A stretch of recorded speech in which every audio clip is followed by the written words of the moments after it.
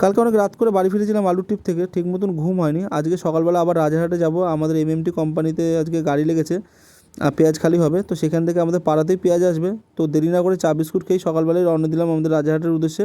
তো এসে দেখছিলাম গাড়ির পাঞ্জাব গ্যালারিতে মাল খালি হচ্ছে, আমার গাড়িতে এসে আমি লোড দিয়ে দিলাম। আর আজকে পেঁয়াজটা খুব সুন্দর এসছে, দেখার মতন পেঁয়াজ এসেছিলো, পুরো আপেল কোয়ালিটির পেঁয়াজ। তো আজকে মাল খালি করে আবার চলে যেতে হবে আমাদের মশাগ্রামের ভিডিও তোমাদের আগে একবার দেখিয়েছি।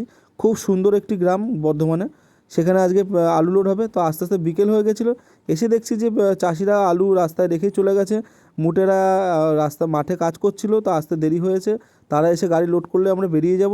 তো সেই সময়টুকু আমরা একটু ঘুরে বেড়াচ্ছিলাম মাঠে ঘাটে, এখানে খুব সুন্দর লাগছিলো এসে। আর এত সুন্দর গ্রামের পরিবেশ সত্যি চোখ জুড়ানোর মতন। তো আজকে একটা নতুন ছেলে নিয়ে এসেছিলাম আলু লোড করার জন্য, যেহেতু ও বেকার বসেছিল তাই ওকে কাজে নিয়ে এসেছি। তোমরা যদি কেউ মশাগ্রামে এসে থাকো তাহলে অবশ্যই আমাকে কমেন্টে জানিও, আর ভিডিওটি ভালো লেগে থাকলে লাইক করে দিও।